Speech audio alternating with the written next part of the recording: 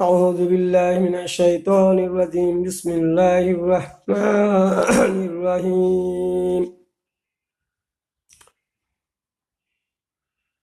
শুরুতেই সেই মহান আল্লাহ তাআলার শুকরিয়া আদায় করি, যিনার অপার অনুগ্রহে আমি আপনাদের সামনে আজকেও একটি ভিডিও তৈরি করার জন্য বসেছি। আল্লাহ আমাকে তৌফিক দান করলেন, এই জন্য আমি আল্লাহর প্রতি শুকরিয়া আদায় করি। আলহামদুলিল্লাহ রাব্বিল আলামিন।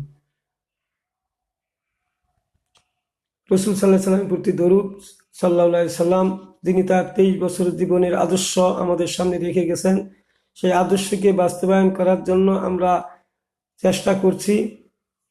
এই কারণে আল্লাহ রসুলের প্রতি দরুদ পাঠ করি। সকলেই বলেন সাল্লাল্লাহু আলাইহি সাল্লাম। উপস্থিত যারা আমার ভিডিও শুনবেন তাদের সকলকে সালাম ও মোবারকবাদ। আসসালামু আলাইকুম ওয়া রাহমাতুল্লাহি ওয়া বারাকাতুহু। আমি যেগুলো ভিডিও ইতিপূর্বে দিয়েছি, আমার কথার সুর নেই, এটা ঠিক। আমার কথার কোনো মধু কণ্ঠস্বর পাবেন না, কিন্তু আমার প্রশ্নটা হলো যে আমি যেগুলো কথা বলেছি আমার নিজের কোনো কথা বলি নাই, বরং আল্লাহ তার রাসূল সাল্লাল্লাহু আলাইহি সাল্লামের কথাগুলোই আপনাদের সামনে আমি পেশ করেছি। আর বাল্লিগু আন্নী ওয়ালা আয়াতা, আর যদি তোমরা একটি আয়াতও জানা থাকো তা মানুষের সামনে প্রচার করো, এটা রাসূল সাল্লাল্লাহু আলাইহি সাল্লাম বলেছেন। একটা আয়াত জানা থাকলেও তোমরা মানুষের কাছে তারপর পেশ করো। তাহলে যেহেতু আমি অনেক আয়াত হাদিস জানি বিধায় আমি আপনাদের সামনে হাজির হয়েছি।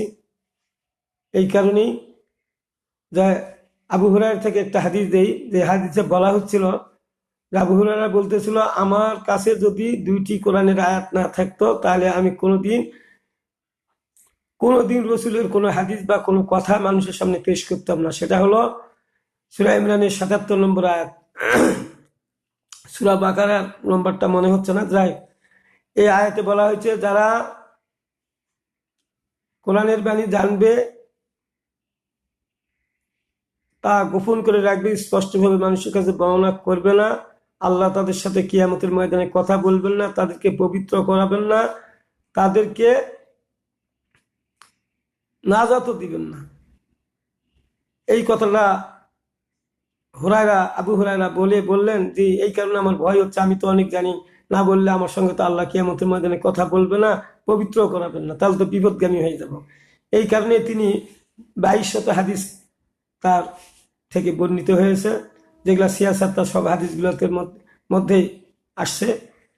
তো আমি আপনাদের সামনে আজকে কিছু কথা, প্রশ্নের জবাব সম্পর্কে কিছু প্রশ্ন হবে, কিছু প্রশ্নের জবাব আপনাদের কাছে আমি দাবি রাখবো। যারা আপনারা কোরআন হাদিস বোঝেন এবং যারা ইমানদার হিসেবে নিজেকে দাবি করেন, তাদের কাছে আমার এই ধরনের প্রশ্নগুলো থাকবে। আর এই প্রশ্নগুলোর কিছু জবাব আমি দিব, আর কিছু প্রশ্ন আপনাদের কাছে জবাব থাকবে। আপনারা বুঝবেন এবং বুঝে সুঝে চিন্তা ভাবনা করার জন্যই আমি এগুলা কথা বলছি। আমরা রসুলের যে সহজ হাদিসগুলো আমরা জনসম্মুখে সুন্দরভাবে বর্ণনা করি, যেগুলা সহজ হাদিস এসেছে সেইগুলা আমরা বর্ণনা করি। রসুলের যে কঠিন হুকুম হাকাম, কঠিন হাদিসগুলোকে আমরা মানুষের সামনে তুলে ধরি না, নিজেরাও বোঝার চেষ্টা করি না, শুধু ওগুলাই বর্ণনা করি। এগুলা বর্ণনা করার কারণে একটা সমস্যা হয়েছে কি, যে আমাদের মনগুলো এমন হয়ে গেছে যে আর আমরা কঠিনগুলোকে এড়িয়ে যাচ্ছি। এইভাবে আমি দিনের পর দিন আল্লাহ এবং রসুলের হুকুম আমরা এড়িয়ে যাচ্ছি, অথচ ওগুলার মধ্যেই সব বেশি।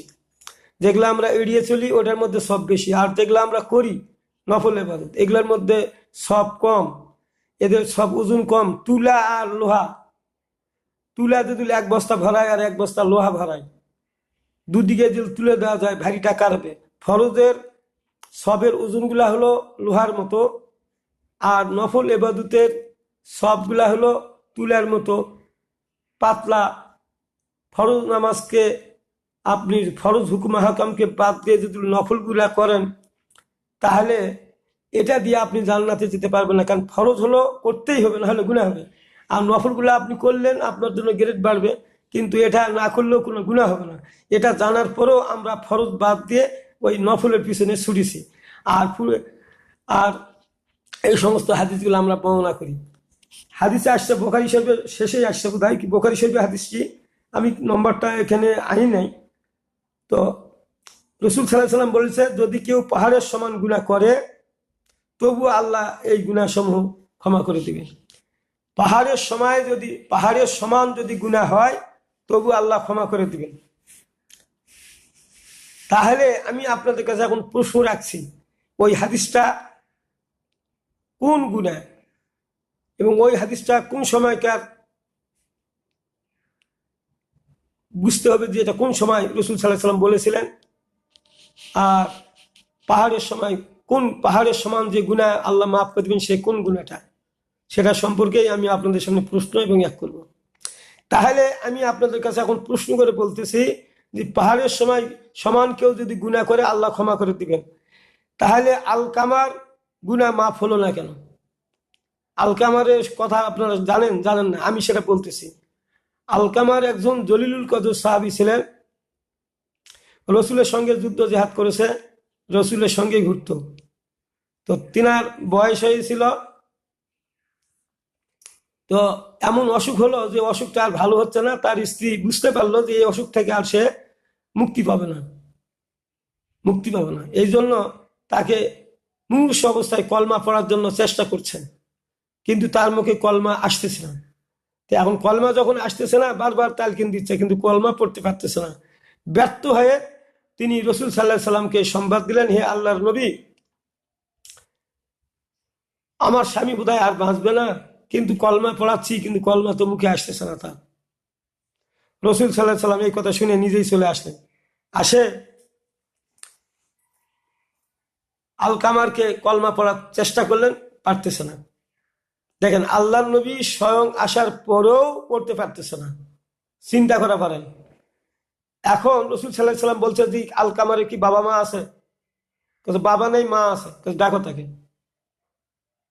মা আসলো, সম্ভবত তখনও পর্দার আয়াত নাযিল হয়নি। তো বলল, মা, আলকামার কেমন ছিল? আলকামারের মা পাল্টা প্রশ্ন করে রসুলকে বলছেন, নিবা আলকামার কেমন ছেলে সে তো আপনি ভালো জানেন, কারণ আপনার সঙ্গে তো সে বেড়ায়, আর আমিও আলকামারকে ভালো মনে করি। দেখো মা, ঠিকই আছে, আমি তাকে ভালো মনে করি, এটা ঠিক আছে, কিন্তু আপনার মনে কোনো আঘাত দিয়েছে নাকি? আলকামার কোনো কথা বলার কারণে আপনি কষ্ট পেয়েছেন, এরকম কোনো ঘটনা আছে কি? না ভাই, ধরনের কোনো ঘটনা নেই, আমি আলকামারকে ভালোবাসি। না, বলো, নাহলে কলমা পড়তে পারতেছে না, আপনার কোনো দুঃখ বেদনা আছে? শেষে মা বললো যে, বা হ্যাঁ, একটু আমার তার উপরে না আমার রাগ আছে, আমি বেজার আছি তার প্রতি। যখন বিবাহের পূর্বে আলকামার আমি যা বলতাম তাই শুনতো, কিন্তু বিবাহের পরে তার স্ত্রী যা বলে তাই শুনে আমার কথা শুনে না, এইটুই আমার কষ্ট, আর কিছু না। মা, তাহলে তুমি এটা মাফ করে দাও আলকামারকে। বা এটা আমি মাফ করবো না, বা এটা আমার কাছে বড় কষ্ট, আমি মাফ করবো না। খুব পিড়াপিড়ি করলো যে মাফ করবে না। তখন রসুল সাল্লাল্লাহু আলাইহি ওয়াসাল্লাম বললো, দাও খড়ি টড়ি নিয়ে আসো। সাহাবীদের বললো, খড়ি নিয়ে আসো, এই খড়ি নিয়ে আসো, আর এই খড়ির উপরে আলকামারকে দাও, আর তেল ঢালে দাও, আর আগুন লাগাই দাও। যখন খড়ি আনা শুরু করে দিল, তখন আলকামারের মা রসুলকে বলতেছে, হে আল্লাহ নবী, এগুলা কেন আনতেছো? আপনার ছেলেকে আগুন দিয়ে পুড়ে ফেলবো। কেন? আপনি মাফ না করলে সে তো আগুনেই জ্বলবে, তা আমি আপনার সামনে তাকে আগুনে পুড়ে দিই। তার মা বলতেছে, বা আমি মাফ করে দিলাম, আমার ছেলেকে আমার সামনে পুড়লে আমি সহ্য করতে পারবো না, মাফ করে দিলেন। এটা ছিল রসুলের একটা কৌশল। আচ্ছা, তাহলে পাহাড়ের সময় নেকি থাকার পরও সে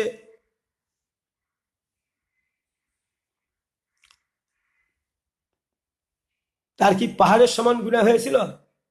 আলকামারের কি পাহাড়ের সমান গুনাহ হয়েছিল? সামান্য একটু গুনাহ হয়েছিল। তাহলে ওজন কত তার? এই গুনার ওজন কত? পাহাড়ের সমান গুনাহ যদি আল্লাহ মাফ করেন, তাহলে এই গুনাহটার কত কত হাজার পাহাড়ের সমান ওজন ছিল, যার ফলে আলকামারের গুনাহ মাফ হচ্ছিল না। তাও তো সামান্য না কথা, যে মা একটু তার উপর বেজার হয়ে আছে, তাহলে কথা গুনাহ। আর আপনি একবার কলমা পড়লে জান্নাতে যাবো বসে আছেন। তো আমার কথাগুলো একটু শুনে বিশ্লেষণ ব্যাখ্যা করবেন। তারপরে তার মা মাফ করে দেওয়ার পরে আলকামার কলমা পড়লো, সবকিছু করলো, ওখান থেকে এটা শেষ। তাহলে আমরা বাপ মায়ের প্রতি সৎ ব্যবহার করতে সবাই কি পেরেছি? আমরা তো অধিকাংশ মানুষই আমরা পিতামাতাকে অসন্তুষ্ট রেখেছি। অনেক সময় আমরা পিতামাতাকে কষ্ট দিয়েছি, গালি দিয়েছি। আমার পিতামাতা আমাকে মাফ করলো কিনা কোনোদিন মাফও চাইনি। এরকম অনেক ব্যক্তি আছে, অনেকে আবার মাফ চেয়ে নিয়েছেন। তাহলে আপনি কলমা পড়েন 1000 বার, লাভ কি? বলেন লাভ কি? আপনার পাহাড়ের সমান নেকি হলে লাভ কি? তো এই যে সস্তা কথাগুলা বলেন যে মাফ করে দিবে, তো আপনাদের গুনার ধারাবাহিকতা, গুনার যে একটা ওজনটা ব্যাখ্যা করে বিশ্লেষণ করে জনগণকে বুঝাবেন না? এক ব্যক্তি পাহাড়ের সমান নেকি নিয়ে উঠলো কিয়ামতের ময়দানে, বিশাল নেকির পাহাড় নিয়ে উঠলো, তাহলে অবশ্যই সে নামাজ পড়ছে, রোজা করছে, হজ করছে, সবকিছু করছে, না হলে পাহাড়ের সমান নেকি হবে কি করে? আমার কথাগুলা বুঝার চেষ্টা করবেন। তাহলে সেই ব্যক্তিটা সব আল্লাহর ইবাদত বন্দেগী করেছেন। কিয়ামতের ময়দানে যখন যাই উঠবে, তখন আল্লাহ বলেন নাই যে আল্লাহ নাজাউল মাওয়াদিন আল কিস্তা লিয়াউমাল কিয়ামাতে ফালা তুযলামু নাফসুন শাইআ, আল্লাহ কিয়ামতের ময়দানে স্থাপন করবেন ন্যায় বিচারের মানদণ্ড, কাহারে প্রতি স্থাপন এবং অবিচার করবেন না। তাহলে সেইখানে যখন উঠলো, তখন ওই ব্যক্তি বলতেছে, আল্লাহ নবী, আমার তো অনেক সব, আমাকে জান্নাত দিয়ে দিন। আল্লাহ বলছেন, ঠিক আছে, তুমি চলে যাও। তো জান্নাতে যাওয়ার জন্য যখন পরিস্থিতি নিল, তখন কিছু লোক আল্লাহর কাছে আরজু জানালো, হে আল্লাহ, আপনি তো ন্যায় বিচারের মানদণ্ড স্থাপন করেছেন, সমান বিচার করবেন। তো ওই ব্যক্তির কাছে তো আমাদের পাওনা ছিল, ঋণ আছে, ওই ঋণ করেছে, আমাদের পরিশোধ করে নেই, বারবার বলেছি, আমাদের দেয় নেই। তো আমাদের দেন, সেটা পরিশোধ করে। আপনি তো ওয়াদা করছেন, ওয়াদা আল্লাহ এখন। আল্লাহ বলছে, তোমরা কি তার কাছে পাবে? বলে হ্যাঁ। আল্লাহ জানে পাবে, কিন্তু এটা মানে প্রমাণ করাচ্ছে, সরাসরি প্রমাণ করাচ্ছে পাবেন। বলে হ্যাঁ। ফেরেশতাদের বলা হবে, দাও ওদের, ওর নেকি থাকে এদেরকে পূরণ করে দাও, পাওনাদারদের দিয়ে দাও। এইভাবে পাওনাদারেরা আসবে আর দিবে, আর পাওনাদারেরা নিবে, আর শেষ হবে। এদিকে হলো কি হচ্ছে, পাহাড়টা একদিকে মাইনাস হয়ে যাচ্ছে, আর ছাপো হয়ে যাচ্ছে, নিচু হয়ে যাচ্ছে, মানে শেষ হয়ে যাচ্ছে। এইভাবে পাওনাদারেরা যায় আর নিয়ে যায়, তাদের দেয়। এইভাবে পাহাড়টা সম্পূর্ণরূপে নেকি দিতে দিতে, ঋণ শোধ করতে করতে শেষ হয়ে গেল। তখন আরো পাওনাদার চাচ্ছে। তখন ফেরেশতারা আল্লাহ বলছে যে, আল্লাহ, এর তো আর নেকি নাই, কিন্তু পাওনাদার তো দেখা যাচ্ছে অনেকে। দেখছে এর কোনো আর নেকি নাই, বের করছে আর কোনো নেকি নেই। দেখছে যে লোকগুলা তার কাছে পাইবে, তাদের গুনাহ আছে না? বলে আছে। করছে এই গুনাহগুলা তার ঘাড়ে চাপাই দাও, দিয়ে তাকে জাহান্নামে নিক্ষেপ করতে হলো। তে আপনারা যে বলেন একবার কলমা পড়লে জান্নাত পাবেন, 10 বার কলেমা দিলে বসাতে পারলেই জান্নাতে যাবে, 100 বার কলেমা পারলে, 100 বার কলেমা পড়লে আসমান জমিনের ফাঁকা জায়গা সবে পূর্ণ হয়ে যাবে। এই যে উম্মি লোকগুলা, যারা কিছু বুঝে না, তাদেরকে এইভাবে ভ্রান্ত ভুল ধারণা দিয়ে যে আপনারা নিয়ে যান। আমার প্রশ্ন, এই নেকির এত সবের পাহাড় ধ্বংস হয়ে গেল ঋণ থাকার কারণে। তা আপনি তো ওই ব্যক্তিকে বলেন না যে, ভাই আপনার ঋণ আছে কিনা? বলেন নাই। আপনি অমুকের সুদের সঙ্গে জড়িত কিনা? বলেন নাই। এই সবগুলা শোনার পরে আপনি বলবেন যে আপনি এখন নফল ইবাদত করেন, 100 বার কলমা দিলে বসান, আসমান জমিন ভরপুর হয়ে যাবে। সেটা হলে একটা আলাদা কথা ছিল। যে লোকগুলাকে আপনারা ওই কথা বলে এগুলা কথা বলেন না, এই কথার জন্য যদি সে কিয়ামতের ময়দানে এইরকম অবস্থা হয়, তাহলে আপনারা, ওই ব্যক্তি বলবে যে আমাদের তো এইভাবে বলি, আর আমরা তো সেই কাজটাই করে এসেছি। তাহলে আপনাদের বিপদ হবে কিনা বলেন? যারা এইভাবে দাওয়াত দিয়ে মানুষদেরকে নিয়ে যান, সত্য কথা তাদের সামনে বলেন না, খালি সব আর সবের কথা বলেন। এই কাজটা করলে এত সব, এই কাজটা করলে এত সব, এটা এই কাজটা করলে এত নেকি, খালি এইভাবে বলতেই থাকেন। তো বলতে থাকেন, তো ওই কাজগুলা করলে এলা কি নফল ইবাদত গুলাকে আপনারা এইভাবে জোর দিয়ে ফরজ থেকে বেশি দায়িত্ব নিয়ে কথা বলেন, আর ফরজ যেগুলা কাজ সেগুলা তারা করে না। আচ্ছা, তাহলে ওই লোকের এত নামাজ রোজা সব ব্যর্থ হয়ে গেল, সব কিছু এক হয়ে গেল। তাহলে নামাজ রোজাও তাকে কোনো কাজে আসতে পারলো না, আর নামাজ পড়লে রোজা করলে সবগুলা মাফ হয়ে যাবে। আপনারা বলেন এই হাদিসগুলা কখনকার? যখন ফৌজদারি দণ্ডবিধি 7ম হিজরিতে এই সমস্ত আইন কানুনগুলো নাজিল হয়েছে। আর এ ব্যাপারে এই কাজগুলা না করলে তার দণ্ডবিধি পর্যন্ত আল্লাহ নাজিল করেছেন। এই আয়াতগুলা এই হাদিসগুলোকে আমরা ভুলে গিয়েছি, যাই আমরা রসুলের দ্বিতীয় হিজরি পর্যন্ত ইবাদত করছি, নামাজ পড়ছি, রোজা করছি, জাকাত দিচ্ছি, আবার কি করতেছি আমরা পুরাপুরি নামাজ পড়ে জান্নাতে যাওয়ার জন্য বসে আছি। কেউ কোরআন পড়াচ্ছি, কোরআন শিখাচ্ছি, হাফেজ বানাচ্ছি, এক বানাচ্ছি, কিন্তু এই কথাগুলো তাদের সামনে আমরা তুলে ধরছি না। আচ্ছা, এইবার আসেন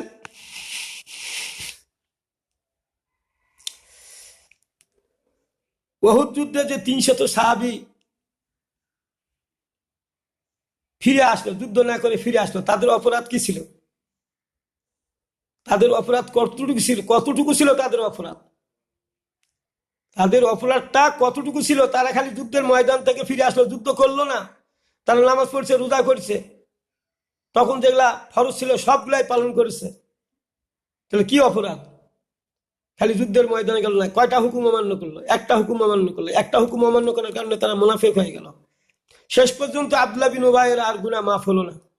তাকে শেষ পর্যন্ত এত নামাজ রোজা করার পরেও নবম হিজরির পরে অথবা নবম হিজরির আগেই তিনি দুনিয়া থেকে বিদায় নিয়েছেন। রসুল নিজে দোয়া করছে, এক করেছে, তার মুখের লালা দিয়ে আব্দুল্লাহ বিন উবাইয়ের গায়ে শরীরে মালিশ করে দিয়েছেন, তারপরও তাকে জান্নাত দেওয়া হচ্ছে না। তাহলে আপনারা যে এই শেখ জামানার উম্মত, আমরা আমাদেরকে কত হুকুম আমরা অমান্য করেছি আপনাদের এই কথাগুলা বলে মানুষদেরকে বিভ্রান্ত করার কারণে। আপনারা কি বুঝেছেন যে আপনারা কত ভুলের মধ্যে আছেন?